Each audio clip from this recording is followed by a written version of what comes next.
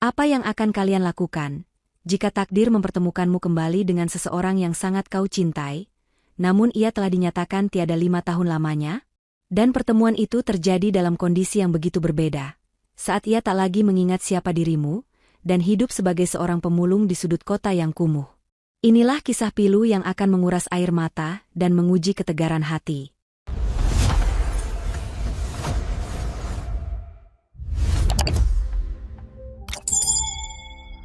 Selamat datang kembali di Ken Arok Productions, channel yang selalu menyajikan kisah-kisah penuh makna dan pelajaran hidup. Sebelum kita masuk lebih dalam ke cerita yang luar biasa ini, alangkah baiknya jika saudara-saudaraku sekalian berkenan untuk menekan tombol subscribe, nyalakan loncengnya, berikan like jika kalian suka, dan bagikan pendapat kalian di kolom komentar. Dan bagi kalian yang sudah subscribe, kami doakan dari hati yang paling dalam, semoga Allah, Tuhan Yang Maha Esa, senantiasa melimpahkan rezeki yang berlimpah ruah, kesehatan yang tak ternilai, keberkahan dalam setiap langkah, dan kebahagiaan yang abadi untuk kalian beserta keluarga. Amin ya Robbal Alamin. Jangan lupa juga untuk tulis di kolom komentar, kalian nonton dari daerah mana saja, agar kita bisa saling bersilaturahmi. Insya Allah, doa-doa baik kita semua akan diijabah oleh Tuhan, Sang Penguasa alam semesta. Baiklah, tanpa berlama-lama lagi, mari kita selami kisah dari seorang wanita tegar bernama Linda. Di antara hutan beton yang menjulang tinggi, di salah satu gedung pencakar langit yang paling berkilau di ibu kota, terdapat sebuah ruangan kantor yang luas dan mewah. Dari balik jendela kaca raksasanya, terhampar pemandangan kota yang sibuk, dengan jutaan manusia yang mengejar mimpi mereka masing-masing. Di dalam ruangan beraroma kopi dan kesuksesan itulah, duduk seorang wanita bernama Linda. Dibalut blazer mahal yang membungkus tubuhnya dengan sempurna, Linda tampak begitu berwibawa. Tatapan matanya tajam, setiap gerak-geriknya terukur, dan suaranya saat memberikan arahan kepada bawahannya terdengar jelas dan tegas. Ia adalah seorang manajer senior, seorang wanita karir di puncak kesuksesannya. Siapapun yang melihatnya pasti akan berdecak kagum, melihat sosok wanita mandiri yang memiliki segalanya, jabatan, kehormatan, dan kekayaan yang melimpah. Semua karyawan menunduk hormat saat ia lewat, para klien bisnis segan padanya. Ia adalah definisi dari wanita modern yang berhasil. Namun, di balik topeng profesionalisme itu, di balik tatapan mata yang setajam elang itu, tersimpan sebuah kehampaan yang begitu dalam. Sore itu, setelah semua karyawan pulang dan hanya menyisakan dirinya seorang diri, topeng itu perlahan luntur. Linda menyandarkan punggungnya di kursi kulit yang empuk, melepaskan helaan napas yang berat, napas yang seolah membawa seluruh beban kerinduan yang telah ia pendam selama 5 tahun terakhir. Keheningan di ruangannya yang luas itu tiba-tiba terasa begitu memekakan telinga, jauh lebih bising daripada deru lalu lintas di luar sana. Pandangannya kemudian jatuh pada satu-satunya benda yang terasa personal di atas meja kerjanya yang rapi. Sebuah bingkai foto perak yang berkilauan, memajang potret pernikahannya. Di dalam foto itu, ia tersenyum begitu lepas, begitu bahagia, bersanding dengan seorang pria gagah yang merengkuhnya dengan penuh cinta. Bagas, suaminya. Senyum Bagas di foto itu masih terasa begitu hidup. Senyum yang dulu selalu bisa meneduhkan hatinya di saat paling gundah sekalipun. 5 tahun. Waktu terasa berjalan begitu cepat sekaligus begitu lambat. 5 tahun yang lalu, dunia Linda runtuh. Kabar itu datang seperti sambaran petir di siang bolong. Bagas, yang saat itu bekerja sebagai seorang insinyur di proyek lepas pantai, dinyatakan hilang dalam sebuah kecelakaan kerja. Badai besar menghantam anjungan tempatnya bekerja. Tim SAR telah berusaha semaksimal mungkin, namun lautan begitu ganas. Beberapa korban ditemukan, namun Bagas tidak. Jasadnya tak pernah kembali, ditelan oleh ombak yang kejam, dan ia pun dinyatakan telah tiada. Jari lentik Linda mengusap permukaan kaca dingin bingkai foto itu, tepat di wajah suaminya. Ingatannya melayang pada pagi terakhir sebelum Bagas berangkat. Ia ingat betul aroma kopi yang dibuatkan Bagas untuknya, candaan kecilnya yang membuatnya tertawa, dan pelukan hangatnya di ambang pintu saat berpamitan. "Aku pergi kerja dulu ya, sayang. Jaga diri baik-baik," bisik Bagas kala itu, sebuah kalimat sederhana yang kini terasa begitu menyakitkan untuk dikenang. Kini, Linda memiliki segalanya yang mungkin diimpikan banyak orang. Namun ia rela menukar semua kemewahan ini hanya untuk bisa mendengar candaan itu sekali lagi, merasakan pelukan itu sekali lagi. Kekayaan, jabatan, kehormatan semua terasa hampa tanpa Bagas di sisinya. Setiap malam, ia kembali ke rumah besarnya yang terasa seperti istana kosong, tidur di ranjang luas yang terasa dingin, dan memeluk bayangan semu dari masa lalu yang tak akan pernah kembali. Atau, benarkah tak akan pernah kembali? Keyakinan kecil di sudut hatinya masih terus berbisik, menolak untuk padam. Linda menghela napas panjang, mengunci pintu ruangannya dan melangkah menyusuri koridor yang lengang. Gema dari sepatu hak tingginya menjadi satu-satunya suara yang menemaninya. Di dalam lift yang membawanya turun dari lantai 50, pantulan dirinya di dinding cermin seolah menatapnya dengan tatapan yang sama lelahnya. Ia melihat seorang wanita sukses, namun ia merasakan seorang janda yang rapuh. Perjalanan pulangnya selalu menjadi bagian terberat dalam harinya. Meninggalkan kesibukan kantor berarti ia harus kembali menghadapi kesunyian di rumah. Mobil mewahnya melaju dengan mulus, membelah jalanan ibu kota yang mulai diguyur gerimis. Lampu-lampu kota yang mulai menyala memantul di atas aspal yang basah, menciptakan pemandangan indah yang sayangnya tak mampu menyentuh hati Linda yang sedang kalut. Pikirannya melayang, seperti biasa, pada kenangan-kenangan lama. Ia bahkan tidak terlalu memperhatikan jalanan di depannya, tubuhnya bergerak secara otomatis, mengemudi di rute yang sudah ia hafal di luar kepala. Di sebuah persimpangan yang padat, lampu merah menyala, memaksa laju mobilnya terhenti. Sambil menunggu, pandangan Linda berkelana tanpa tujuan ke arah trotoar. Matanya menangkap berbagai potret kehidupan kota di sore hari. Para pekerja yang bergegas mencari angkutan, pedagang asongan yang menjajakan dagangannya, dan di antara keramaian itu, pandangannya terkunci pada satu sosok. Seorang pria, seorang pemulung, tengah menarik gerobak tuanya yang syarat dengan kardus dan botol plastik bekas. Hujan yang mulai deras membuatnya menepi, mencoba berteduh di bawah emperan sebuah toko yang sudah tutup. Pakaiannya tampak lusuh dan basah, rambutnya gondrong tak terurus menutupi sebagian wajahnya. Awalnya, Linda hanya merasakan sedikit iba, pemandangan yang sebenarnya sudah biasa ia lihat di kota metropolitan ini. Ia hendak membuang muka, kembali menatap lampu lalu lintas. Namun, sesuatu menahannya. Pria itu mengangkat wajahnya sejenak untuk menyeka air hujan dari pelipisnya dengan punggung tangannya yang kotor. Dan pada sepersekian detik itulah, dunia Linda seolah berhenti berputar. Jantungnya terasa seperti diremas dengan keras, napasnya tercekat di tenggorokan. Dari balik rambut gondrong yang basah itu, dari balik kotoran yang menempel di wajahnya, Linda melihat sebuah rahang yang begitu kokoh, sepasang alis tebal yang begitu ia kenali, dan sorot mata. Ya Tuhan! Sorot mata itu. Meski tampak lelah dan putus asa, ada sesuatu di dalamnya yang menusuk langsung ke relung jiwanya yang paling dalam. Tidak mungkin, bisik Linda pada dirinya sendiri. Tangannya yang memegang kemudi mulai bergetar. Keringat dingin membasahi pelipisnya, kontras dengan hawa dingin dari pendingin mobil. Pria itu sama sekali tidak menyadari tatapan Linda. Ia sibuk merapikan terpal di atas gerobaknya, melindunginya dari hujan. Setiap gerakannya, cara bahunya bergerak saat mengangkat beban, cara ia sedikit memiringkan kepalanya, semua itu adalah gerakan milik Bagas. Gerakan yang telah terpatri dalam ingatan Linda selama bertahun-tahun.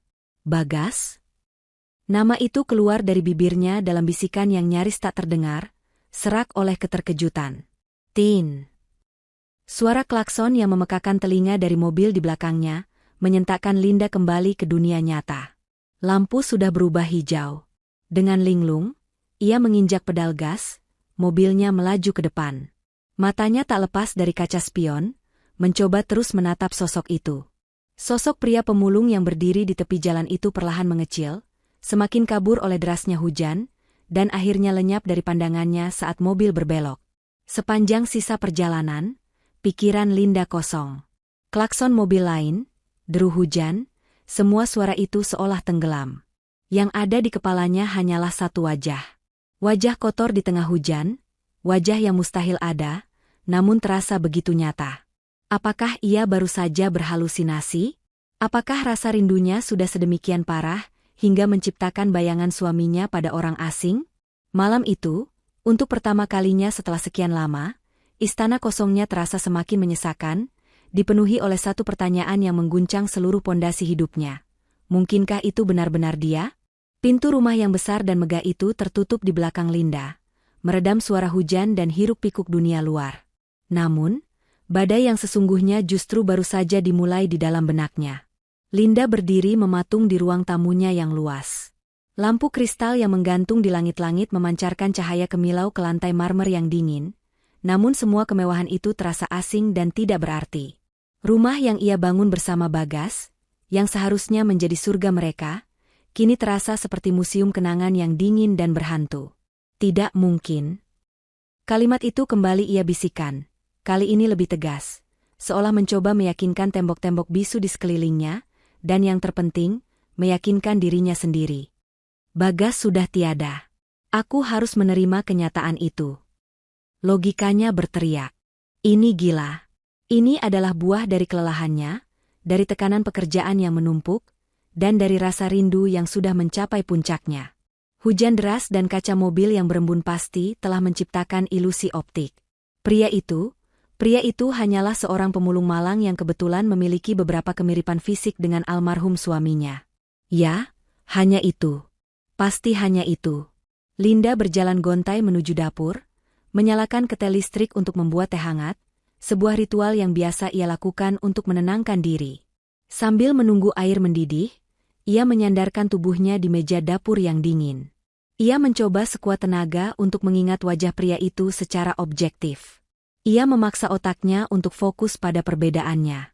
Pria itu kurus kering, kulitnya gelap terbakar matahari, dan tatapan matanya kosong, tatapan orang yang sudah menyerah pada hidup. Jauh berbeda dari Bagasnya yang tegap, yang kulitnya terawat, dan yang matanya selalu memancarkan semangat dan optimisme. Lihat, kan? Mereka orang yang berbeda. Linda berbicara pada dirinya sendiri, suaranya menggema di dapur yang sepi. Namun, semakin keras ia mencoba menyangkal, semakin jelas pula bayangan wajah itu menari-nari di pelupuk matanya.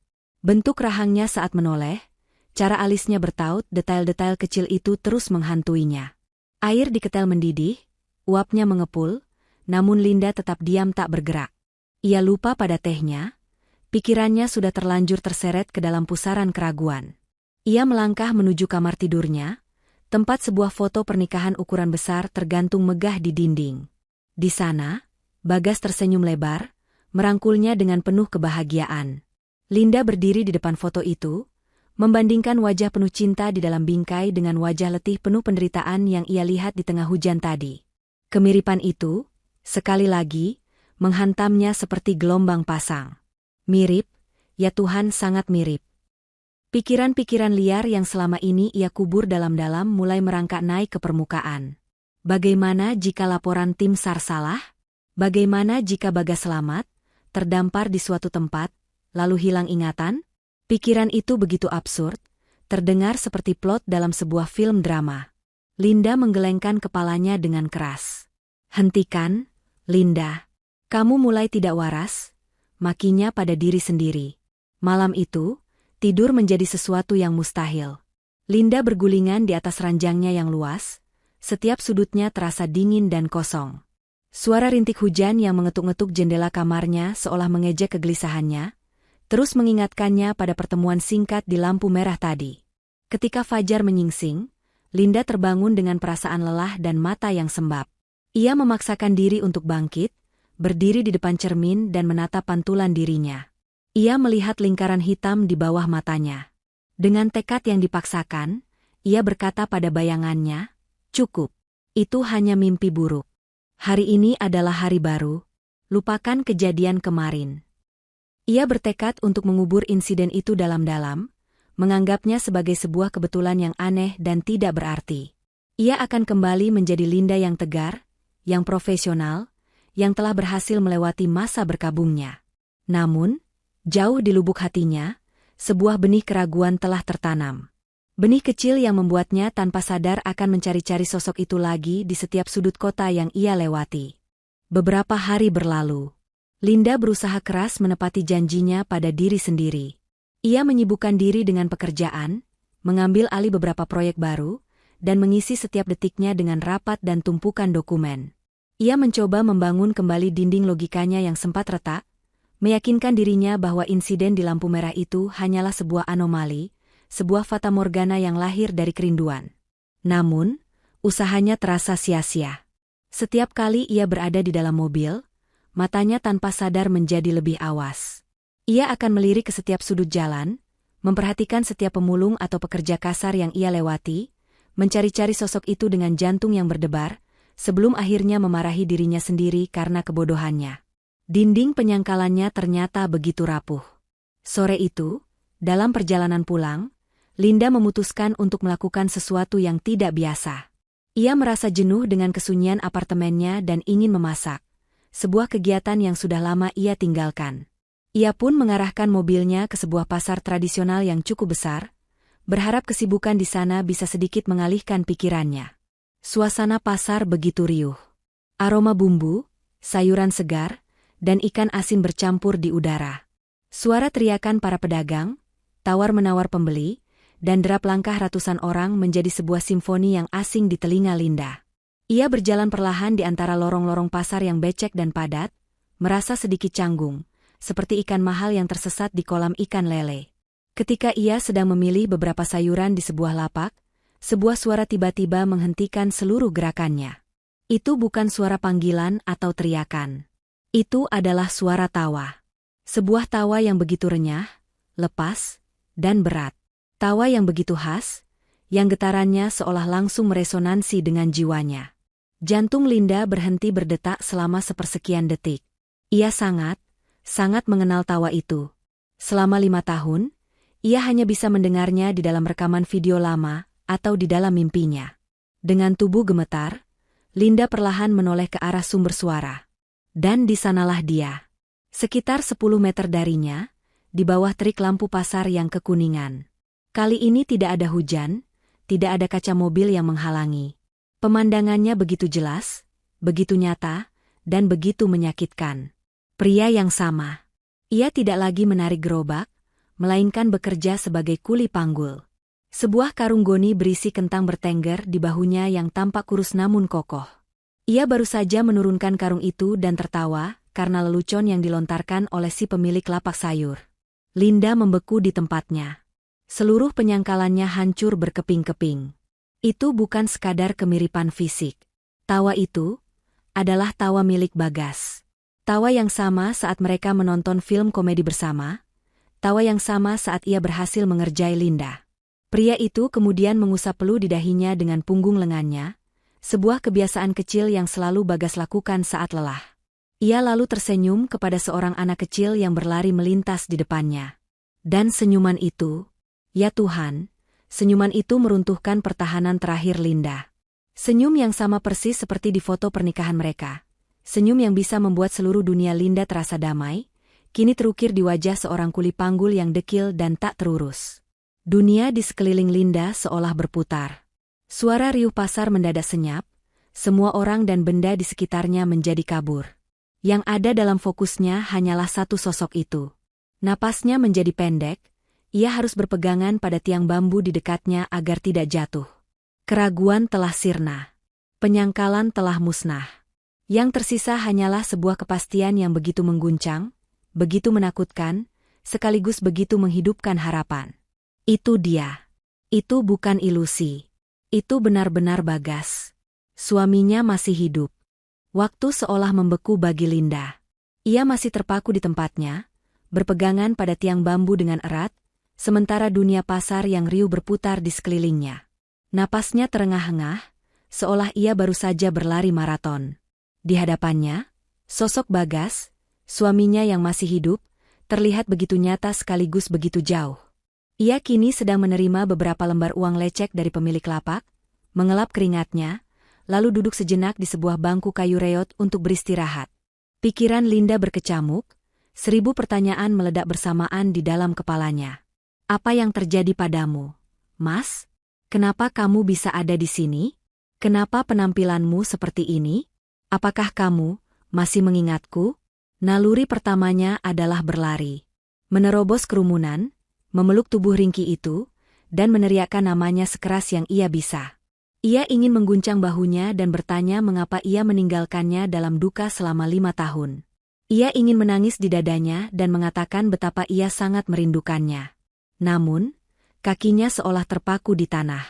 Sebuah ketakutan yang lebih besar menahannya. Bagaimana jika ia berlari ke sana, memanggil nama, Bagas, dan pria itu hanya menatapnya dengan pandangan kosong seorang orang asing? Bagaimana jika ia menatap balik dengan bingung, lalu berkata, "Maaf, Anda salah orang"?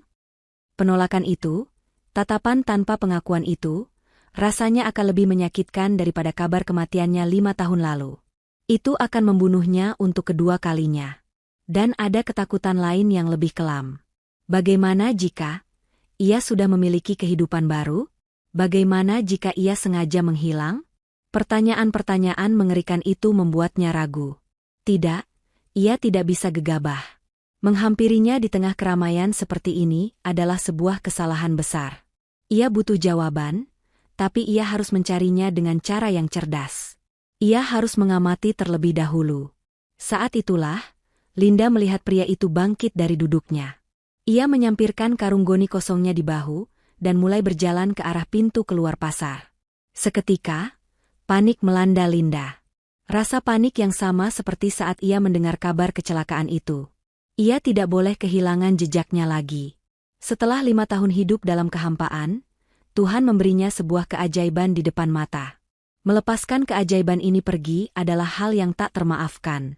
Dalam sekejap, semua keraguan dan ketakutan tadi menguap, digantikan oleh satu tekad yang membara. Keranjang belanjaan yang tadi ia pegang, ia letakkan begitu saja di lantai. Sayur mayur yang sudah ia pilih tak lagi penting. Rencana untuk memasak makan malam terasa begitu konyol. Seluruh agenda hidupnya yang telah tersusun rapi selama 5 tahun terakhir, kini lenyap tak berbekas. Mulai detik ini, hanya ada satu tujuan dalam hidupnya, mengikuti pria itu. Dengan sigap, Linda menarik selendang pashmina yang melingkar di lehernya dan sedikit menutupi wajahnya agar tidak terlalu menarik perhatian. Ia adalah wanita berpakaian mahal di tengah pasar kumuh, ia harus berhati-hati. Dengan jantung yang berdebar kencang layaknya genderang perang, ia mulai melangkah. Menjaga jarak beberapa meter, ia membuntuti sosok suaminya yang berjalan gontai keluar dari pasar. 5 tahun lalu, ia kehilangan Bagas di telan lautan. Malam ini, ia bersumpah pada dirinya sendiri, ia tidak akan kehilangannya lagi di telan keramaian kota. Perjalanan paling penting dalam hidupnya baru saja dimulai. Gerbang pasar yang ramai kini telah berada di belakang mereka. Langit senja mulai menebarkan warna jingganya yang muram, pertanda malam akan segera tiba. Udara yang tadi sore terasa panas, kini mulai lembab dan dingin. Bagi Bagas, ini adalah rute pulangnya yang rutin. Namun bagi Linda, ini adalah sebuah perjalanan ke dunia lain, sebuah dunia asing yang tak pernah ia tahu ada di kotanya sendiri. Bagas berjalan dengan langkah yang gontai namun mantap. Ia tidak lagi berjalan di trotoar jalan raya yang lebar, melainkan memilih untuk menyusuri jalan-jalan tikus yang lebih sempit. Ia masuk ke sebuah lorong di antara dua ruko yang megah, sebuah celah gelap yang seolah menjadi portal menuju sisi lain kota. Linda, dengan sepatu hak tingginya yang kini terasa begitu tidak praktis, harus berjingkat-jingkat mengikuti, melewati genangan air kotor dan tumpukan sampah yang baunya menyengat hidung. Blazer mahalnya terasa begitu salah kostum di tempat ini. Ia adalah anomali, seorang wanita kaya yang tersesat di labirin kemiskinan. Setiap belokan yang diambil, Bagas membuat jantung Linda berdebar semakin kencang. Pria itu tampak begitu hafal dengan setiap sudut jalanan ini. Ia sesekali berhenti untuk memungut sebuah botol plastik atau kardus bekas yang ia lihat, memasukkannya ke dalam karung goni yang ia bawa. Pemandangan itu bagai sayatan pisau di hati Linda. Suaminya, seorang insinyur cerdas yang dulu memimpin proyek-proyek besar, kini harus membungkuk di pinggir jalan hanya untuk memungut sampah. Beberapa kali Bagas berhenti mendadak, membuat Linda harus sigap bersembunyi di balik gerobak pedagang atau tiang listrik yang remang. Dari tempat persembunyiannya, ia mengamati punggung itu. Punggung yang dulu begitu tegap dan menjadi sandarannya, kini terlihat sedikit membungkuk, seolah menanggung beban hidup yang tak terperi beratnya. Kerinduan dan rasa iba berperang di dalam dadanya, menciptakan sebuah badai emosi yang nyaris membuatnya sesak napas. Perjalanan membawa mereka semakin jauh dari pusat kota yang gemerlap. Gedung-gedung tinggi digantikan oleh rumah-rumah petak yang berdempetan. Jalanan aspal berganti menjadi jalan tanah yang becek. Suara klakson mobil berganti dengan suara tangisan bayi, teriakan anak-anak yang bermain bola, dan lantunan musik dangdut dari sebuah warung kopi. Saat suara adzan maghrib mulai berkumandang dari kejauhan, memanggil umat untuk bersujud, perjalanan mereka terasa semakin surreal. Linda melihat Bagas menyapa beberapa orang yang ia lewati. Seorang ibu tua penjual gorengan, beberapa pemuda yang sedang nongkrong di gardu ronda. Mereka semua balas menyapanya dengan akrab, memanggilnya dengan sebuah nama yang tak bisa didengar jelas oleh Linda. Pemandangan ini menampar Linda dengan sebuah kenyataan pahit. Ini bukan sekadar tempat ia bertahan hidup, ini adalah lingkungannya. Ia memiliki kehidupan di sini. Akhirnya, setelah berjalan hampir setengah jam, Bagas berbelok memasuki sebuah gang yang jauh lebih sempit dan lebih gelap dari sebelumnya. Gang ini diapit oleh rumah-rumah semi permanen yang terbuat dari papan dan seng, dan ujungnya tampak menuju ke arah bantaran sungai yang kelam. Linda berhenti sejenak di mulut gang. Keraguan sempat menyergapnya. Tempat ini terasa begitu asing dan mengintimidasi. Namun, melihat punggung Bagas yang semakin jauh ditelan kegelapan, ia kembali menguatkan hatinya. Ia harus tahu. Apapun yang menantinya di ujung jalan ini, ia harus melihatnya dengan mata kepalanya sendiri.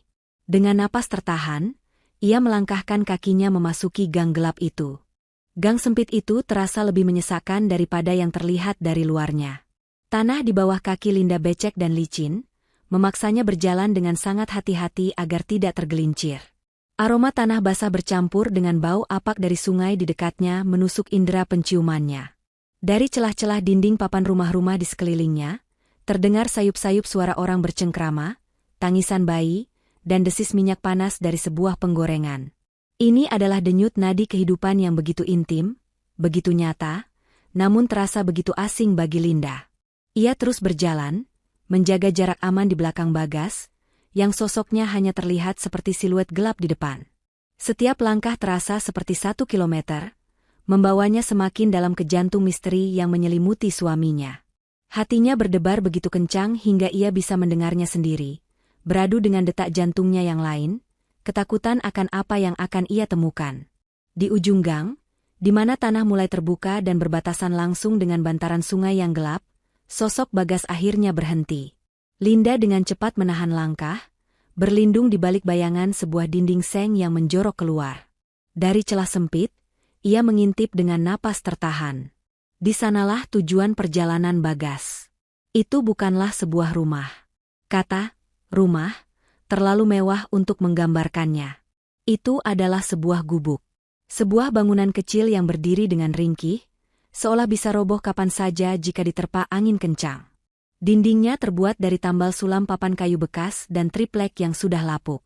Atapnya adalah kombinasi dari seng berkarat dan terpal biru yang diikat dengan tali seadanya. Sebuah bola lampu 5 watt yang menggantung di depan pintu memancarkan cahaya kuning yang redup, hanya cukup untuk menerangi sepetak tanah becek di depannya. Di samping gubuk, ada tumpukan botol plastik dan kardus yang sepertinya belum sempat dijual. Napas Linda tercekat. Seluruh udara di paru-parunya seolah tersedot keluar. Lututnya terasa lemas. Ia harus menyandarkan tubuhnya lebih kuat ke dinding di belakangnya agar tidak ambruk. Pikirannya langsung terlempar pada rumah megah mereka. Rumah dengan pilar-pilar tinggi, taman yang asri, dan kolam renang yang biru jernih. Ia teringat kamar tidur mereka dengan ranjang empuk dan spray sutra. Ia teringat ruang kerja Bagas yang penuh dengan buku-buku arsitektur dan rancangan-rancangan bangunan modern. Dan kini, ia melihat suaminya berdiri di depan sebuah gubuk reot yang lebih mirip kandang daripada tempat tinggal manusia. Ya Tuhan, di sini, bisik Linda pada kegelapan. Suaranya pecah dan bergetar. Kamu tinggal di sini, Mas Bagas? Air mata yang sejak tadi ia tahan akhirnya tak mampu lagi dibendung. Air mata itu mengalir deras di pipinya. Bukan hanya karena iba, tapi karena sebuah rasa sakit yang begitu dalam, rasa sakit melihat martabat orang yang paling ia cintai terinjak-injak oleh kerasnya takdir. Bagaimana mungkin ini bisa terjadi? Bagaimana seorang pria secerdas dan sehebat Bagas bisa berakhir di tempat seperti ini? Pertanyaan itu berputar-putar di kepalanya tanpa henti. Saat Linda masih terisak dalam diam, berusaha meredam suaranya, ia melihat Bagas menghela napas lelah sebelum mendorong pintu gubuknya yang terbuat dari papan kayu. Pintu itu berderit pelan saat terbuka, menampakkan sedikit isi dari ruangan remang di dalamnya. Dari tempatnya bersembunyi, Linda menajamkan pandangannya, hatinya bersiap untuk kemungkinan terburuk. Apa, atau siapa, yang akan menyambut suaminya di dalam sana? Pintu papan yang berderit itu akhirnya terbuka sepenuhnya. Dari dalam gubuk yang remang, terpancar kehangatan dari cahaya lampu teplok yang bergoyang-goyang, menciptakan bayangan-bayangan panjang di sekelilingnya. Linda menahan napasnya, matanya terpaku pada celah pintu itu, mencoba melihat apa yang ada di dalam. Sebelum matanya sempat beradaptasi dengan cahaya yang redup, sesosok tubuh kecil tiba-tiba melesat keluar dari dalam gubuk. "Bapak pulang."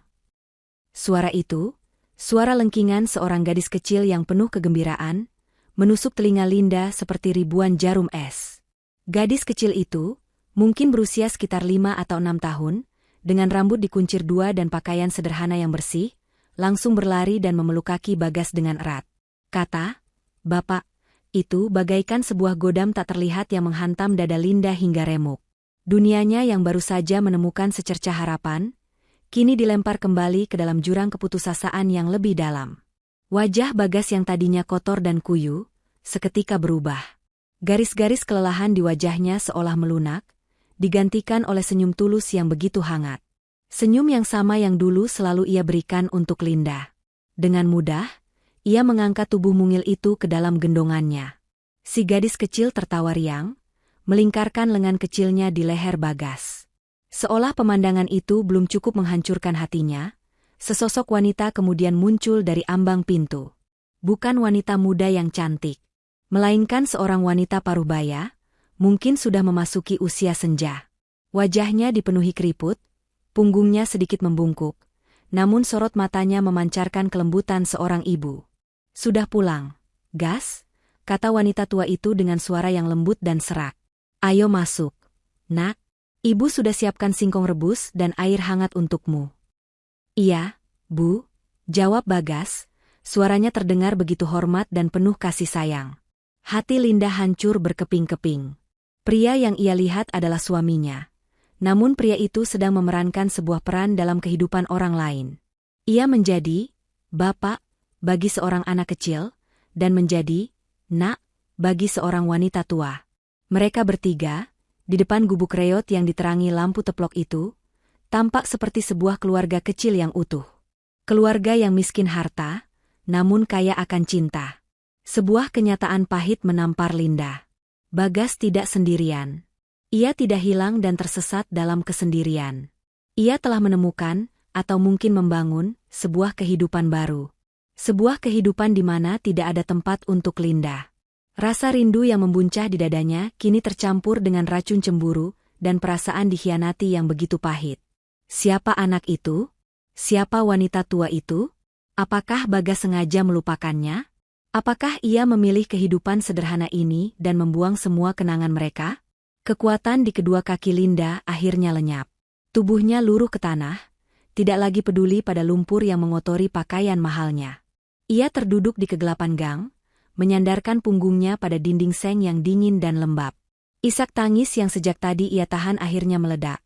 Namun ia membekap mulutnya dengan kedua tangan, meredam suara tangisannya agar tidak terdengar. Air matanya mengalir tanpa henti, membasahi tangannya, membawa serta seluruh harapan yang baru saja ia temukan. Di hadapannya, pintu gubuk itu tertutup pelan, menelan sosok Bagas dan keluarga barunya ke dalam kehangatan mereka. Pintu itu seolah menjadi penegas, sebuah dinding yang memisahkannya dari dunia suaminya. Linda kini benar-benar sendirian di luar, dalam kegelapan, dengan hati yang hancur sehancur-hancurnya.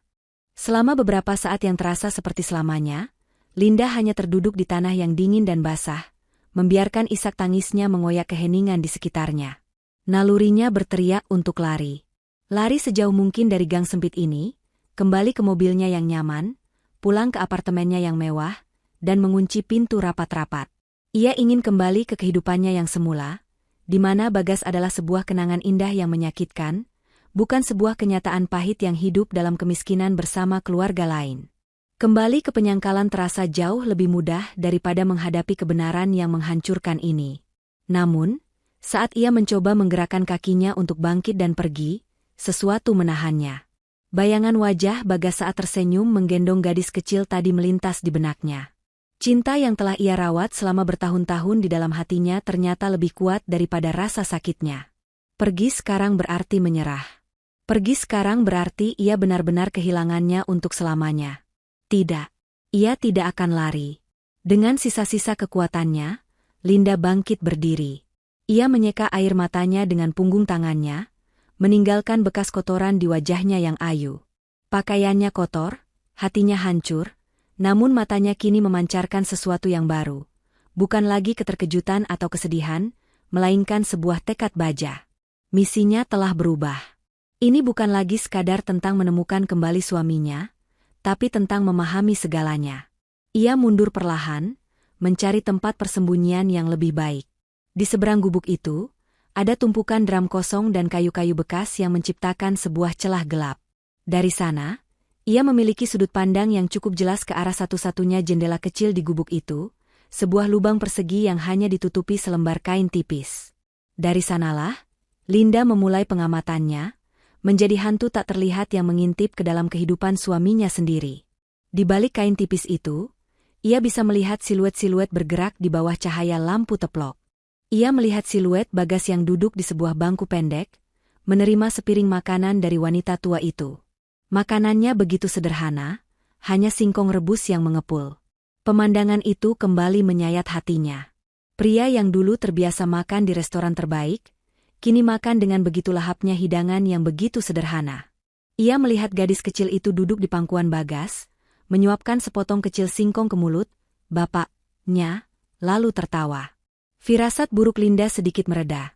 Dari postur tubuh wanita tua dan interaksi mereka, ia bisa menduga bahwa mereka adalah seorang nenek dan cucunya, bukan istri dan anak Bagas. Namun, kelegaan itu hanya sesaat, karena keintiman dan kasih sayang di antara mereka bertiga begitu nyata. Bagas telah menjadi bagian tak terpisahkan dari keluarga kecil ini. Linda menjadi penonton bisu dari sebuah drama domestik yang menyakitkan. Setiap tawa kecil dari dalam gubuk itu, setiap percakapan yang suaranya terdengar samar, terasa seperti tamparan baginya. Ia begitu dekat, hanya terpisah beberapa meter, namun rasanya ia berada di dimensi yang berbeda. Ia adalah orang asing yang mengintip kebahagiaan sederhana milik orang yang seharusnya menjadi miliknya. Rasa putus asa yang membuncah tiba-tiba mendorongnya untuk bertindak nekat. Cukup sudah, pikirnya. Ia harus mengakhiri semua ini sekarang. Ia melangkah keluar dari persembunyiannya, berjalan dengan langkah cepat menuju pintu gubuk itu. Jantungnya bergemuruh, tangannya sudah terangkat, siap untuk menggedor pintu papan yang rapuh itu. Namun, tepat saat jarinya hampir menyentuh kayu, ia berhenti. Dari jendela, ia melihat sebuah pemandangan yang melumpuhkan seluruh niatnya. Gadis kecil itu sudah tertidur. Kepalanya bersandar dengan damai di bahu Bagas. Dan Bagas, dengan kelembutan yang luar biasa, mengelus kepala gadis itu sambil menyenandungkan sebuah lagu pelan yang tak terdengar jelas. Melihat pemandangan itu, Linda membeku. Kemarahannya lenyap, digantikan oleh rasa iba yang mendalam. Apa haknya untuk menerobos masuk, menghancurkan kedamaian ini? Apa haknya untuk membuat gadis kecil tak berdosa itu ketakutan dan menangis? Mungkin, kebahagiaan sederhana inilah satu-satunya hal yang dimiliki Bagas sekarang. Merenggutnya secara paksa terasa begitu kejam. Tangannya yang tadi terangkat, kini turun dengan lemas ke sisi tubuhnya. Ia kalah. Bukan oleh rasa takut, tapi oleh rasa welas asih. Sambil menahan isakan terakhir, Linda melangkah mundur, kembali ditelan oleh kegelapan gang.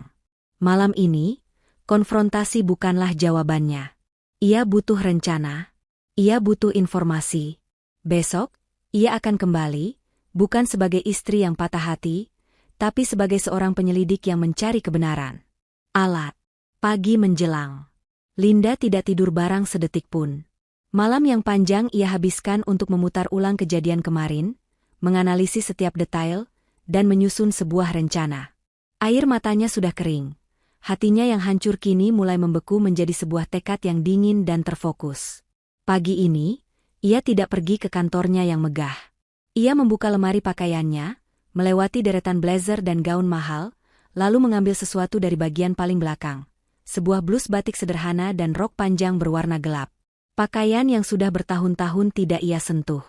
Ia mengikat rambutnya ke belakang dengan gaya yang biasa saja, memoles wajahnya dengan riasan tipis kadarnya agar tidak tampak pucat, lalu menukar sepatu hak tingginya dengan sandal jepit. Saat ia menatap cermin, yang terlihat bukanlah Linda sang manajer, melainkan seorang wanita biasa yang siap membaur dengan keramaian. Transformasi ini adalah langkah pertamanya untuk masuk ke dalam dunia Bagas. Dengan menyewa ojek online agar tidak menarik perhatian dengan mobil mewahnya, Linda kembali ke lingkungan kumuh di bantaran sungai itu. Di bawah cahaya matahari pagi, tempat itu terlihat berbeda. Tidak lagi menyeramkan, melainkan penuh dengan kehidupan. Anak-anak berlarian di jalan tanah, para ibu mencuci pakaian di tepi sungai, dan tawa serta obrolan terdengar dari setiap sudut. Linda berjalan dengan tujuan yang jelas. Ia melihat sebuah warung kecil yang menjual kopi dan aneka gorengan, tempat beberapa warga tampak berkumpul dan mengobrol. Ini adalah pusat informasi, jantung dari komunitas manapun. Dengan memberanikan diri, ia melangkah mendekat. "Permisi, Bu." Sapanya dengan sopan kepada seorang wanita parubaya yang sedang melayani pembeli. Wanita pemilik warung itu menoleh dan tersenyum ramah. "Iya, Mbak. Cari siapa?" "Begini, Bu. Maaf mengganggu waktunya." Linda memulai sandiwaranya, suaranya diatur seramah dan semeyakinkan mungkin. "Nama saya Linda, saya dari Yayasan Sosial Kecil, Yayasan Harapan Kita. Kami sedang melakukan pendataan, siapa tahu ada warga di sini yang bisa kami bantu dengan program sembako atau beasiswa untuk anak-anak." Wajah pemilik warung itu langsung cerah. "Oh, alhamdulillah, baik sekali Mbak ini." Setelah berbasa-basi sejenak, Linda dengan hati-hati mengarahkan percakapan. "Saya lihat di ujung gang sana ada gubuk kecil ya, Bu, yang paling dekat dengan sungai. Sepertinya kondisinya cukup memprihatinkan. Itu ditinggali oleh siapa ya, Bu, kalau saya boleh tahu?" "Oh, itu gubuknya Mbah Siti," jawab si ibu warung dengan lancar, sambil menuangkan kopi untuk pelanggan. "Kasihan beliau itu, Mbak. Sudah tua, hidup hanya dengan cucunya satu, si Ratih. Bapak ibunya Ratih sudah meninggal." Linda mengangguk-angguk prihatin, hatinya mencelos mendengar nama Ratih, nama gadis kecil itu. "Hanya berdua saja, Bu?" tanyanya, mencoba terdengar biasa saja, padahal jantungnya berdebar kencang menanti jawaban. "Tadinya berdua. Tapi sejak 5 tahunan yang lalu, ada pemuda yang ikut tinggal di sana. Kami semua di sini memanggilnya Bagas," lanjut si ibu. "Inilah momennya." Linda mencondongkan tubuhnya sedikit. "Bagas? Itu putranya Mbah Siti." Ibu warung itu tertawa kecil. "Bukan, Mbak. Nah, ini ceritanya yang seperti di sinetron. Si Bagas itu dulu ditemukan Mbah Siti di pinggir sungai, persis di belakang gubuknya. Waktu itu habis ada badai besar. Kondisinya parah, kepalanya luka berat, pingsan tidak sadarkan diri. Waktu Mbah Siti bawa ke klinik terdekat dan akhirnya dia sadar dia lupa semuanya. Lupa namanya siapa, lupa dari mana asalnya. Benar-benar kosong, Mbak. Kasihan sekali." Dunia Linda seakan berhenti. Amnesia. Jadi dugaannya benar. Si ibu melanjutkan ceritanya, "Karena dia tidak punya nama, ya sudah Mbak Siti dan kami semua di sini panggil saja dia Bagas. Orangnya baik sekali, pekerja keras. Walaupun hidupnya susah, dia sayang sekali sama Mbak Siti dan Ratih, sudah dianggap seperti ibu dan adiknya sendiri." Sebuah gelombang kelegaan yang luar biasa dahsyat menyapu seluruh tubuh Linda. Beban terberat yang menghimpit hatinya. Pikiran bahwa Bagas telah mengkhianati dan meninggalkannya dengan sengaja, kini terangkat. Dia tidak berkhianat. Dia tidak meninggalkannya. Dia adalah korban, sama sepertinya. Sambil menahan air mata haru yang nyaris tumpah, Linda berhasil tersenyum kepada si ibu warung. "Terima kasih banyak atas informasinya ya, Bu." Ia membeli beberapa gorengan dan minuman sekadarnya, lalu pamit pergi. Ia berjalan menjauhi warung itu dengan langkah yang terasa lebih ringan, namun dengan hati yang dipenuhi oleh campuran emosi yang rumit, kelegaan yang tak terhingga, kesedihan yang mendalam atas penderitaan Bagas, dan rasa terima kasih yang tak terhingga untuk seorang wanita tua bernama Mbah Siti, yang telah menyelamatkan nyawa suaminya. Kebenaran telah terungkap. Kini, misinya memasuki babak yang baru, bukan lagi mencari, tapi membawa pulang ingatannya. Linda berjalan menjauh dari warung itu dengan langkah yang terasa melayang. Gorengan hangat yang ada di tangannya sama sekali tak ia rasakan. Telinganya masih berdengung oleh kata-kata si ibu pemilik warung. Ditemukan di pinggir sungai, kepalanya luka berat, dia lupa semuanya, benar-benar kosong. Mbak. Amnesia. Satu kata itu bergema di dalam kepalanya, menjawab 1000 pertanyaan yang telah menyiksanya. Satu kata itu menghapus semua prasangka buruk, semua ketakutan akan pengkhianatan, dan semua keraguan yang sempat meracuni hatinya. Bagas tidak meninggalkannya. Takdir yang kejam telah merenggutnya, bukan hanya dari sisinya, tapi juga dari dirinya sendiri. Suaminya telah terhapus dari ingatannya sendiri. Penderitaan yang Linda rasakan selama 5 tahun karena kehilangan, ternyata tak ada apa-apanya dibandingkan penderitaan yang dialami Bagas. Kehilangan seluruh identitasnya, hidup sebagai orang asing di dalam tubuhnya sendiri. Linda berhenti di bawah sebuah pohon rindang di tepi jalan setapak. Ia butuh waktu sejenak untuk bernapas, untuk membiarkan kebenaran ini meresap ke dalam setiap sel tubuhnya. Air mata yang tadi ia tahan saat di warung, kini mengalir lagi, namun kali ini bukan air mata kesedihan atau patah hati. Ini adalah air mata kelegaan yang begitu murni, air mata haru yang membasuh seluruh luka di jiwanya. Ya Tuhan, terima kasih, bisiknya pada angin, bibirnya bergetar. Terima kasih telah menjawab doaku. Di tengah kelegaannya, sebuah detail dari cerita si ibu warung tiba-tiba menonjol di benaknya.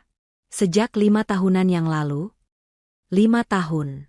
Waktu yang sama persis. Linda langsung membuka catatan mentalnya.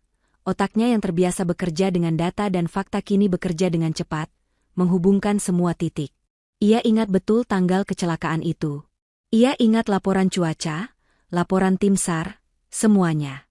Badai besar yang menghantam anjungan pengeboran minyak lepas pantai tempat Bagas bekerja terjadi di muara sungai besar yang membelah kota. Tim SAR saat itu memfokuskan pencarian mereka jauh di tengah lautan, berasumsi bahwa para korban akan terseret arus ke sana. Mereka tidak pernah berpikir untuk menyisir bantaran sungai sejauh ini ke pedalaman. Kini semuanya masuk akal. Tubuh Bagas, yang terluka parah, kemungkinan besar tidak terseret ke laut lepas, melainkan terombang-ambing oleh arus balik yang kuat dan membawanya menyusuri sungai hingga ke hulu. Ia terdampar di sini, di belakang sebuah gubuk reot, jauh dari area pencarian, terlupakan oleh dunia. Dan Mbah Siti, malaikat tak bersayap itu, menemukannya. Cocok, semuanya cocok, gumam Linda pada dirinya sendiri. Keyakinannya kini 100%, tanpa ada celah sedikit pun untuk keraguan. Pria yang ia lihat kemarin adalah Bagasnya. Bukan sekadar mirip, bukan sebuah kebetulan. Ini adalah takdir, sebuah keajaiban yang tertunda selama 5 tahun. Perasaan lega itu kemudian disusul oleh gelombang emosi lain, kemarahan. Bukan marah pada Tuhan atau pada Bagas, tapi marah pada nasib, pada keadaan yang begitu kejam telah mempermainkan hidup mereka. 5 tahun mereka terpisah, hidup dalam dunianya masing-masing yang penuh penderitaan, padahal mereka berada di kota yang sama. Begitu dekat, namun begitu jauh. Namun, amarah itu tidak bertahan lama. Segera tergantikan oleh rasa terima kasih yang tak terhingga kepada Mbah Siti dan Ratih. 2 sosok sederhana yang tanpa pamrih telah merawat suaminya, memberinya nama, memberinya keluarga, dan memberinya alasan untuk terus hidup saat ia tak lagi punya apa-apa. Linda merasa berhutang budi begitu besar pada mereka. Ia menarik napas dalam-dalam, mengembuskannya perlahan. Kabut kebingungan telah sirna. Kini jalannya terlihat jelas di depan mata. Ia tahu apa yang harus ia lakukan. Sandiwara sebagai relawan sosial sudah selesai. Sekarang saatnya bagi Linda, sang istri, untuk melangkah maju. Tapi bagaimana? Menghampirinya begitu saja bisa membuatnya terkejut, dan mungkin justru membuatnya semakin tertekan. Ia harus berhati-hati. Satu langkah yang salah bisa mendorong Bagas lebih jauh ke dalam kegelapan amnesianya. Ia harus menyusun sebuah rencana pendekatan. Sebuah rencana untuk merebut kembali hati dan ingatan suaminya, sepotong demi sepotong. 2 hari Linda gunakan untuk menenangkan badai di dalam hatinya dan menyusun strategi. Menyerbu masuk dan berteriak, "Aku istrimu," adalah tindakan gegabah yang bisa berakibat fatal. Otak Bagas telah mengalami trauma hebat. kejutan yang terlalu besar bisa jadi justru akan membangun dinding pertahanan yang lebih tebal di benaknya. Tidak, ia harus masuk ke dalam kehidupannya secara perlahan, laksana air yang merembes lembut ke dalam tanah yang kering. Rencana terbaiknya adalah melanjutkan penyamarannya. Pagi itu, ia kembali berdandan sederhana. Kali ini, ia tidak datang dengan tangan kosong. Bagasi mobilnya, yang ia parkir jauh dari lingkungan itu, penuh dengan barang-barang kebutuhan pokok. Beras, minyak, gula, susu untuk Ratih, bahkan beberapa pakaian baru yang sederhana untuk Mbah Siti dan Bagas. Ini bukan lagi sekadar bagian dari sandiwara, ini adalah ungkapan tulus rasa terima kasihnya. Dengan membawa satu tas besar berisi sembako, Linda kembali menyusuri gang-gang sempit itu. Kali ini langkahnya lebih mantap. Tujuannya jelas. Setibanya di depan gubuk reot itu, ia menarik napas dalam-dalam, menenangkan jantungnya yang berdebar kencang, lalu mengetuk pintu papan itu dengan lembut. "Permisi." Pintu berderi terbuka, dan wajah keriput Mbah Siti muncul di baliknya. Wanita tua itu tampak terkejut melihat Linda. Mbak yang dari yayasan itu, ya?" Linda tersenyum seramah mungkin. "Betul, Mbah. Maaf datang lagi. Sesuai janji saya, setelah pendataan kemarin, keluarga Mbah terpilih untuk menerima sedikit bantuan dari kami. Mohon diterima, ya, Mbah." Linda menyodorkan tas besar di tangannya. Mbah Siti tampak terharu, matanya berkaca-kaca.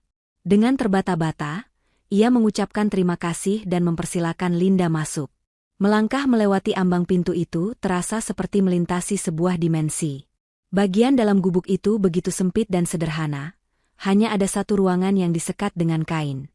Perabotannya minim, hanya ada sebuah amben bambu, meja kayu kecil, dan sebuah lemari usang. Namun, semuanya tertata rapi dan bersih.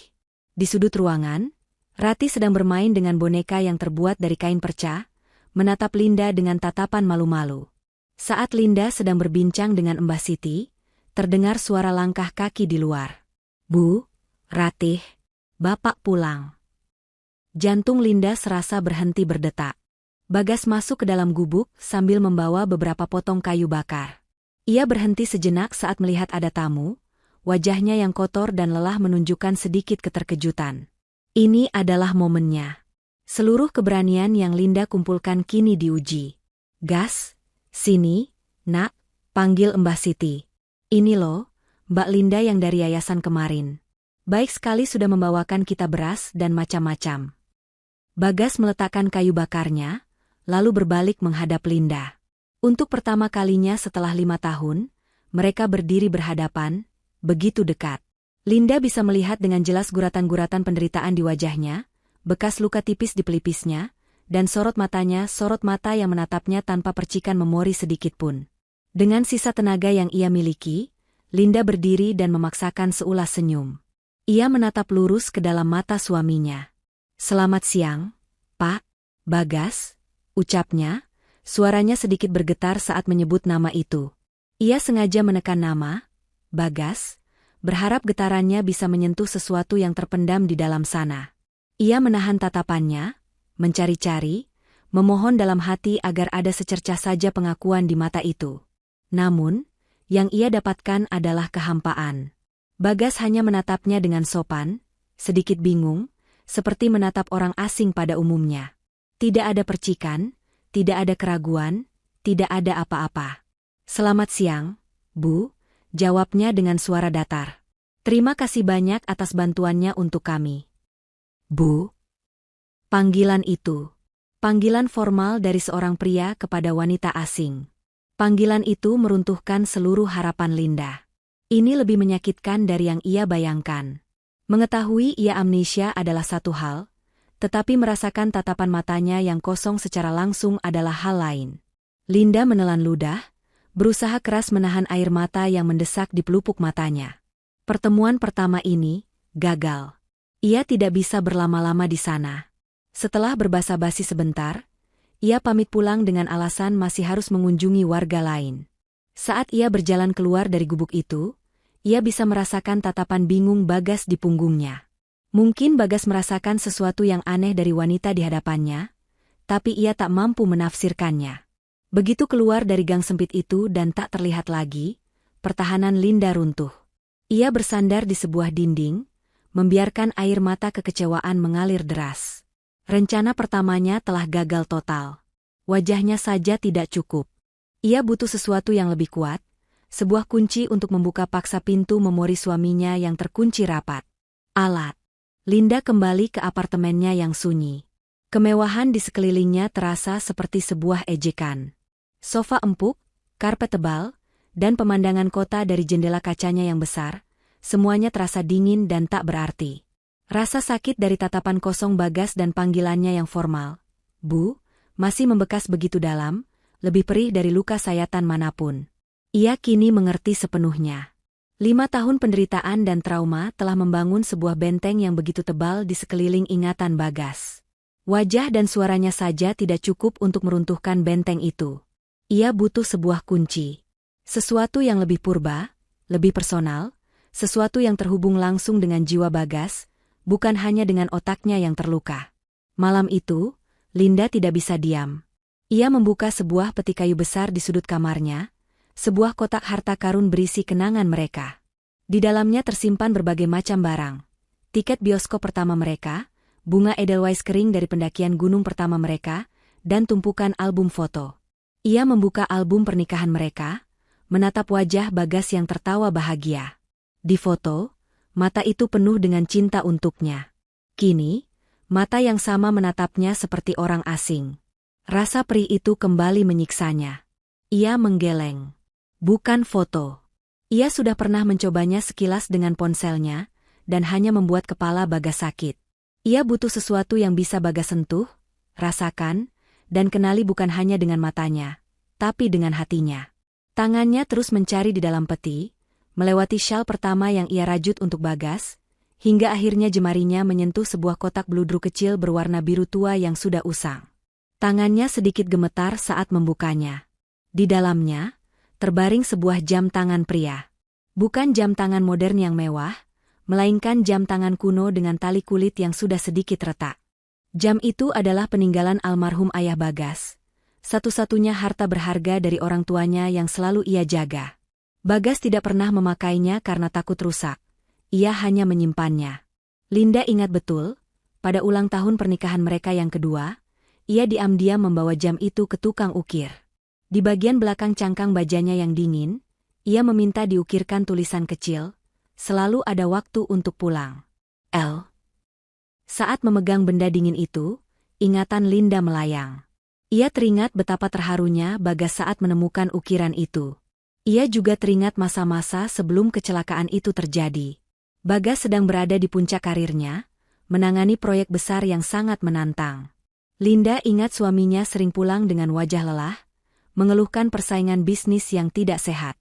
Samar-samar ia teringat sebuah nama yang sering Bagas sebut dengan nada kesal, seorang rival bisnis bernama Hartono, yang Bagas curigai mencoba melakukan sabotase. Namun, Linda cepat-cepat menepis pikiran itu. Urusan bisnis dan Pak Hartono tidak penting sekarang. Yang terpenting adalah memori personal antara dirinya dan Bagas. Jam tangan ini dia kuncinya. Benda ini adalah jembatan yang menghubungkan 3 hal. Masa lalu Bagas, warisan ayahnya, masa kini mereka sebagai suami istri, ukiran dari Linda, dan harapan untuk masa depan. Rencana baru mulai terbentuk di benaknya. Rencana yang lebih berisiko, namun memiliki harapan lebih besar. Ia akan kembali ke sana, dengan penyamarannya untuk terakhir kali. Ia tidak akan langsung mengaku. Ia akan menciptakan sebuah situasi di mana Bagas bisa melihat dan menyentuh jam tangan ini. Ia akan berpura-pura menemukannya di jalan. Sebuah kebohongan kecil demi sebuah kebenaran yang lebih besar. Sambil menggenggam jam tangan itu erat-erat, Linda menatap kosong keluar jendela. Benda kecil di telapak tangannya terasa begitu berat. Berat karena menanggung semua harapan dan masa depan mereka. Besok, ia akan mempertaruhkan segalanya pada satu benda ini. Besok, ia akan mencoba membuka pintu yang telah terkunci selama 5 tahun. Dan ia hanya bisa berdoa, semoga kuncinya masih cocok. Keesokan paginya, dengan jam tangan peninggalan ayahnya tersimpan aman di dalam sakunya, Linda kembali ke bantaran sungai itu. Ini adalah kunjungan ketiganya, namun kali ini terasa sangat berbeda. Ada aura finalitas di udara. Entah rencananya ini akan berhasil dan membuka jalan untuk mereka bersatu kembali, atau akan gagal total dan memaksanya untuk menerima kenyataan pahit bahwa Bagas yang ia kenal mungkin telah benar-benar hilang selamanya. Ia tidak langsung menuju ke gubuk. Sebaliknya, ia menunggu di dekat warung Mbah Siti, tempat ia pertama kali mengumpulkan informasi. Ia tahu dari obrolannya dengan Mbah Siti, bahwa Bagas biasanya pergi mencari barang bekas di pagi hari, dan kembali sekitar tengah hari untuk makan siang. Linda menunggu dengan sabar, hatinya berdebar tak karuan setiap kali melihat sosok pria bertubuh kurus dari kejauhan. Benar saja, menjelang tengah hari, ia melihat sosok Bagas berjalan gontai dari kejauhan, menarik gerobak tuanya yang sudah terisi setengah penuh. Inilah saatnya. Linda menarik napas dalam-dalam. Ya Tuhan, lancarkanlah, bisiknya. Ia mulai berjalan perlahan, mengambil rute yang akan berpapasan langsung dengan Bagas. Saat jarak mereka tinggal beberapa meter, Linda melancarkan aksinya. Ia sengaja menjatuhkan jam tangan itu ke tanah yang sedikit berdebu, seolah benda itu tak sengaja terlepas dari sakunya. Astaga! Serunya dengan nada terkejut yang dibuat-buat, cukup keras untuk menarik perhatian Bagas. Bagas, yang hendak melewatinya, berhenti melangkah. Ia menatap Linda, lalu menatap benda berkilau yang tergeletak di tanah di dekat kakinya. Linda membungkuk untuk mengambil jam tangan itu. Ya ampun, hampir saja hilang. Gumamnya, lalu ia membersihkan debu yang menempel di permukaan jam dengan ujung bajunya. Ia sengaja tidak langsung memasukkannya kembali ke saku. Sebaliknya, ia memegang jam itu di telapak tangannya, membiarkannya terlihat jelas. Kemudian, ia menatap Bagas dan tersenyum ramah, melanjutkan sandiwaranya. Maaf, Pak, jadi menghalangi jalan. Saya tadi tidak sengaja menjatuhkan ini. Sepertinya ini bukan punya saya menemukannya di dekat pasar tadi. Mungkin ada yang kehilangan. Bagas tidak menjawab. Matanya terpaku pada jam tangan di telapak tangan Linda. Wajahnya yang biasanya datar dan tanpa ekspresi, kini menunjukkan secercah kebingungan. Alisnya bertaut. Ada sesuatu pada benda itu, sesuatu yang terasa samar-samar familiar. Melihat reaksi itu, secercah harapan menyala di hati Linda. Ia memberanikan diri. Bapak pernah lihat jam tangan seperti ini sebelumnya? Tanyanya dengan suara selembut mungkin. Bagas tidak menjawab, ia hanya terus menatap. Linda kemudian melakukan gerakan yang paling berisiko. Coba Bapak lihat, mungkin Bapak kenal, katanya sambil menyodorkan jam tangan itu. Dengan ragu, Bagas mengulurkan tangannya yang kasar dan kotor, menerima jam tangan itu. Dan saat itulah, keajaiban mulai terjadi. Begitu kulit jarinya menyentuh permukaan logam yang dingin dan tali kulit yang usang itu, tubuh Bagas tersentak hebat, seolah ada aliran listrik yang menyengatnya. Matanya yang tadinya kosong, kini melebar. Ia menatap jam di tangannya dengan tatapan tak percaya. Apa ini? Bisiknya lirih, lebih pada dirinya sendiri. Tangannya yang gemetar membalik jam tangan itu. Matanya menyipit, mencoba membaca ukiran kecil di bagian belakangnya. Selalu ada waktu untuk pulang. L. Huruf L. Tiba-tiba, Bagas mengerang. Ia melepaskan pegangan gerobaknya dan memegang kepalanya dengan kedua tangan. Jam tangan itu masih tergenggam erat di salah satu tangannya. Wajahnya pucat pasi, napasnya menjadi berat dan tersengal-sengal. Arg kepalaku. Rintihnya. Linda panik sekaligus penuh harap. Pak Bagas? Bapak tidak apa-apa? Tanyanya, mendekat selangkah. Bagas tidak mendengarnya. Dunianya kini dipenuhi oleh suara bising dan bayangan-bayangan yang berkelebat liar di benaknya. Ini adalah awal dari sebuah longsoran memori. Pintu yang terkunci rapat itu, akhirnya berhasil didobrak. Dunia di sekitar Bagas berputar dan melebur menjadi satu. Suara riuh jalanan, teriakan anak-anak, bahkan suara cemas Linda yang memanggilnya, semuanya tenggelam, digantikan oleh suara-suara bising dari masa lalu yang menyerbu masuk ke dalam kepalanya tanpa ampun. Ia masih mencengkeram kepalanya yang terasa seperti mau pecah. Di balik matanya yang terpejam, serpihan-serpihan gambar muncul silih berganti dengan begitu cepat, tak beraturan, dan tanpa konteks. Kilatan pertama, sebuah senyuman. Wajah seorang wanita yang begitu cantik dan penuh cinta, tersenyum begitu dekat dengannya. Wanita itu menyodorkan sebuah jam tangan yang sama dengan yang ada di genggamannya sekarang. Ia mendengar suara wanita itu, begitu merdu, membisikkan ukiran di baliknya, selalu ada waktu untuk pulang. Kilatan kedua, suara tawa. Tawa wanita yang sama, menggema di dalam sebuah mobil yang melaju di tengah malam. Ia merasakan kehangatan tangan wanita itu menggenggam tangannya di atas persneling. Ia merasakan kebahagiaan yang begitu murni. Kilatan ketiga, hujan badai. Kaca depan mobil dihantam air bah. Wiper bergerak panik. Jalanan licin dan gelap. Ia sedang menyetir. Kilatan keempat, cahaya menyilaukan. Sebuah mobil besar dari arah berlawanan, melaju kencang, memakan jalurnya. Ia mendengar suara teriakannya sendiri, dan suara teriakan wanita di sebelahnya. Kilatan kelima, benturan. Suara logam yang diremukan. Rasa sakit yang luar biasa di kepalanya. Kegelapan. Argreg. Bagas berteriak kencang, bukan lagi sebuah rintihan. Ia terhuyung-huyung, lututnya lemas. Gerobak di sampingnya terguling, isinya tumpah berantakan ke jalan. Beberapa orang di sekitar mulai berhenti dan menatap heran. Linda tak bisa lagi menahan diri. Persetan dengan penyamaran. Ia melesat maju, menahan tubuh Bagas agar tidak jatuh. Mas Bagas, panggilnya, kali ini bukan lagi dengan sapaan formal, melainkan panggilan, Mas, yang penuh keintiman dan sejarah. Suara Linda, yang kini begitu dekat dan penuh emosi, berhasil menembus kekacauan di dalam kepala Bagas. Bagas perlahan membuka matanya. Napasnya masih memburu. Ia menatap jam tangan di tangannya, lalu menatap wajah wanita yang sedang menopangnya. Wajah yang basah oleh air mata. Wajah yang sama persis dengan wajah di dalam kilasan ingatannya. Senyuman itu, suara itu, wanita itu, otaknya yang terluka berjuang keras untuk menyatukan kepingan-kepingan puzzle itu. Huruf L di jam tangan. L. Sebuah nama tiba-tiba muncul dari kegelapan ingatannya yang paling dalam. Sebuah nama yang terasa begitu benar dan begitu menyakitkan.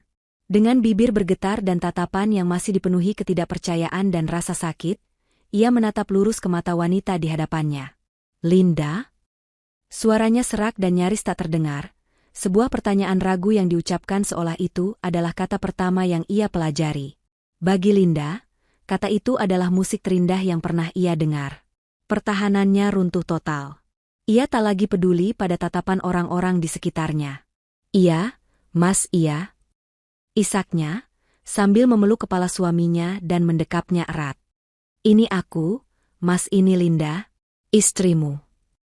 Ingatan itu belum pulih sepenuhnya, namun sebuah pintu kecil telah terbuka. Dan dari celah pintu itu, cahaya kebenaran mulai merembes masuk, menerangi 5 tahun kegelapan. Pelukan itu, pengakuan itu, adalah jangkar yang dibutuhkan oleh pikiran Bagas yang sedang terombang-ambing di lautan kekacauan. Nama, Linda, dan status, istrimu, menjadi titik awal di mana semua serpihan ingatan yang hancur mulai menyatukan diri kembali. Namun, kondisi Bagas masih sangat rapuh. Ia gemetar hebat dan nyaris tak bisa berdiri.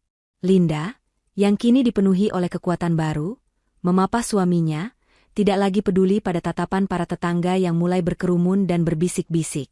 Kita harus pergi dari sini, Mas, bisik Linda, mencoba menuntun Bagas menjauh dari keramaian. Mbah Siti dan Ratih, yang mendengar keributan, berlari keluar dari gubuk dengan wajah cemas. Bagas, kenapa kamu, nak? Seru Mbah Siti panik. Saat itulah, bendungan ingatan di kepala Bagas benar-benar jebol. Bukan lagi kilasan-kilasan singkat, melainkan sebuah film utuh yang berputar dengan cepat dan mengerikan. Ia ingat semuanya. Ia ingat rumah megah mereka, ia ingat pekerjaannya sebagai insinyur, ia ingat setiap detail wajah Linda saat tersenyum, marah, dan tertidur di sampingnya. Gelombang kehangatan dan cinta dari masa lalunya membanjiri jiwanya, membuatnya terisak. Ia ingat siapa dirinya. Aku Bagas, suami Linda. Namun, setelah gelombang kehangatan itu, datanglah badai yang lebih gelap. Ingatan tentang malam kecelakaan itu kembali dengan detail yang menusuk. Ia ingat pagi itu, ia berpamitan pada Linda untuk sebuah proyek penting di luar kota. Ia ingat mengendarai mobilnya sendirian di jalanan yang sepi di malam hari. Ia ingat sebuah mobil sedan hitam yang mengikutinya sejak ia keluar dari jalan tol. Ia ingat mobil itu memepetnya dengan agresif, mencoba mendorongnya keluar dari jalan. Dan ia ingat puncaknya. Di sebuah tikungan tajam dekat jembatan sungai, mobil itu menghantam bagian belakang mobilnya dengan keras, membuatnya kehilangan kendali. Ia ingat mobilnya menabrak pagar pengaman, terbalik, dan terjun bebas ke dalam air sungai yang dingin dan gelap. Dan yang paling mengerikan, ia ingat sebuah wajah. Sesaat sebelum mobilnya menabrak, ia sempat melirik ke arah mobil sedan itu. Di balik kemudi, ia melihat wajah seorang pria yang ia kenali. Anak buah Hartono. Rival bisnisnya yang licik. Bukan kecelakaan. Bagas tiba-tiba melepaskan pegangannya dari Linda. Ia berdiri tegak, meski masih gemetar. Tatapan matanya yang tadi bingung, kini berubah menjadi kobaran api kemarahan dan keterkejutan. Ia menatap Linda, dan untuk pertama kalinya, Linda melihat lagi tatapan Bagas yang ia kenal, tatapan yang tajam dan penuh emosi. "Linda," katanya dengan suara serak yang dipenuhi amarah. "Kecelakaan itu bukan kecelakaan." Linda tertegun. "Apa maksudmu, Mas?" "Hartono," desis Bagas, nama itu keluar dari mulutnya seperti racun. "Anak buahnya yang mendorong mobilku ke sungai. Dia mencoba membunuhku, Linda." Dunia seakan runtuh untuk kedua kalinya bagi Linda. Nama Hartono yang pernah ia ingat sambil lalu, kini terdengar seperti lonceng kematian. Jadi, penderitaan mereka selama 5 tahun ini bukanlah hasil dari takdir atau musibah. Ini adalah hasil dari kejahatan. Seseorang dengan sengaja telah mencoba membunuh suaminya, merenggutnya dari sisinya, dan menghancurkan hidup mereka. Kesedihan yang ia rasakan selama ini seketika bercampur dengan amarah yang membara. Kebenaran yang baru saja terungkap ternyata jauh lebih menyakitkan daripada yang pernah ia bayangkan. Suaminya bukan hanya korban yang hilang, tapi target yang selamat dari sebuah pembunuhan. Di tengah kebingungan Mbah Siti dan Ratih, di antara puing-puing ingatan yang baru kembali, Bagas dan Linda saling bertatapan. Kegembiraan karena bersatu kembali kini dibayangi oleh awan kelam pengkhianatan dan bahaya yang mungkin masih mengintai. Kebenaran yang mengerikan itu menggantung di udara yang lembab, terasa lebih berat dan lebih menyesakan daripada beban apapun. Untuk sesaat, semua orang membeku. Mbah Siti dan Ratih menatap bingung, tidak mengerti nama, Hartono, atau makna dari kata pembunuhan. Mereka hanya melihat pria yang mereka kenal sebagai Bagas kini, diselimuti oleh aura kemarahan dan penderitaan yang kelam. Bagi Bagas, ingatan yang kembali utuh adalah sebuah anugerah sekaligus kutukan. Ia tidak hanya mengingat Linda dan cinta mereka, tapi ia juga mengingat dengan jelas siapa dirinya 5 tahun lalu. Seorang insinyur yang dihormati, seorang suami yang mapan, seorang pria dengan masa depan cerah. Lalu, ia menatap dirinya sekarang. Ia melihat tangannya yang kasar, kapalan, dan penuh luka goresan, tangan seorang pemulung, bukan tangan seorang perencana. Ia merasakan pakaian lusuh yang melekat di tubuhnya. Ia menoleh dan menatap gubuk reot yang selama ini menjadi tempatnya bernaung. Kemudian, ia kembali menatap Linda, yang berdiri di hadapannya, cantik dan sukses, seolah datang dari dunia lain. Sebuah jurang pemisah yang begitu dalam terbentang di antara masa lalunya dan kenyataan dirinya saat ini. Seluruh rasa malu, kemarahan pada Hartono, dan kesedihan atas 5 tahun hidupnya yang terampas, semuanya memuncak menjadi satu. Tidak aa. Bagas meraung, bukan lagi sebuah teriakan, melainkan sebuah lolongan penuh keputusasaan dari jiwa yang terluka. Ia jatuh berlutut di tanah yang becek, tangannya menjambak rambutnya sendiri, tubuhnya terguncang oleh isak tangis yang begitu hebat dan penuh amarah. Ia menangisi hidupnya yang dicuri. Melihat suaminya hancur berkeping-keping di hadapannya, seluruh kekuatan dan ketegaran yang selama ini Linda bangun, runtuh seketika. Ia tak lagi peduli pada Hartono. Ia tak lagi peduli pada balas dendam. Yang ia lihat hanyalah suaminya, cinta dalam hidupnya, yang sedang tenggelam dalam lautan penderitaan. Dan saat itulah Linda menangis sejadi-jadinya. Bukan lagi isakan tertahan, melainkan tangisan yang meledak dari dasar hatinya. Ia menangisi 5 tahun malam-malamnya yang sepi. Ia menangisi setiap ulang tahun pernikahan yang ia lewati sendirian.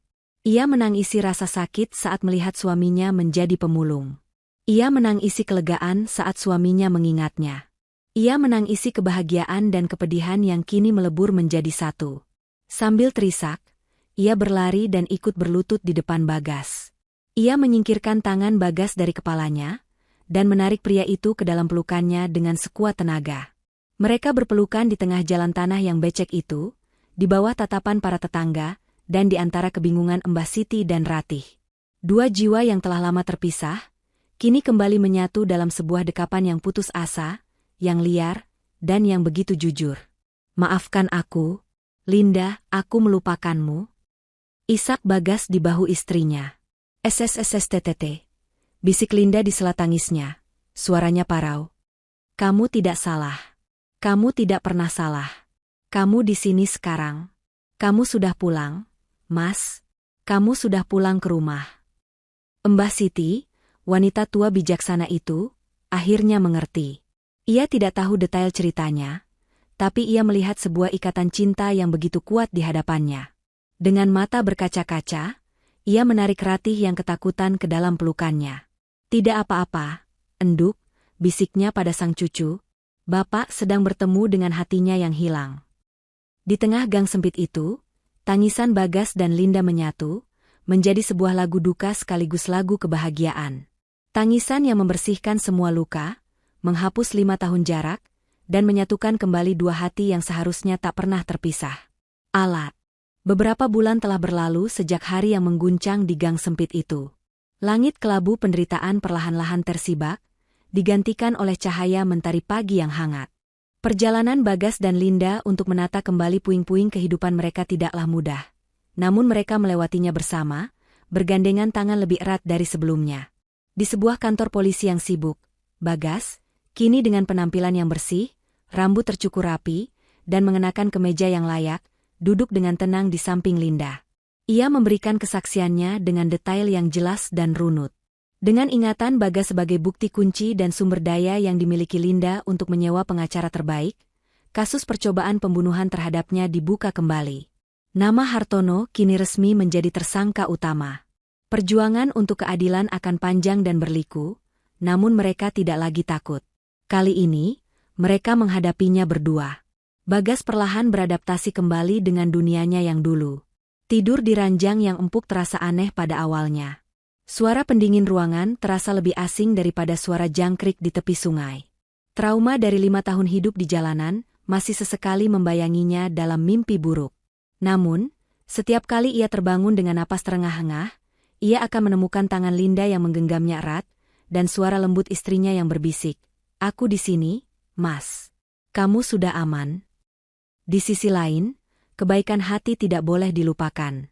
Linda dan Bagas tahu betul bahwa kebahagiaan mereka tidak akan pernah lengkap jika dibangun di atas kehilangan orang lain.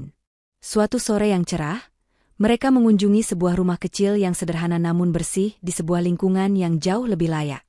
Di teras rumah itu, Mbah Siti sedang duduk tersenyum sambil menyirami tanaman di pot. Ratih, dengan seragam sekolahnya yang baru, berlari keluar dari rumah sambil tertawa riang menyambut kedatangan mereka. "Om Bagas. Tante Linda." Bagas tersenyum dan mengacak-acak rambut Ratih. Linda memeluk Mbah Siti dengan hangat. Mereka telah membelikan rumah itu untuk Mbah Siti dan Ratih, sebagai ungkapan terima kasih yang tak terhingga. Mereka juga telah memastikan pendidikan Ratih akan terjamin hingga ia dewasa kelak. Mbah Siti tak henti-hentinya mengucap syukur, air mata haru selalu membasahi wajah tuanya setiap kali melihat mereka. Bagas mungkin bukan lagi putranya yang tinggal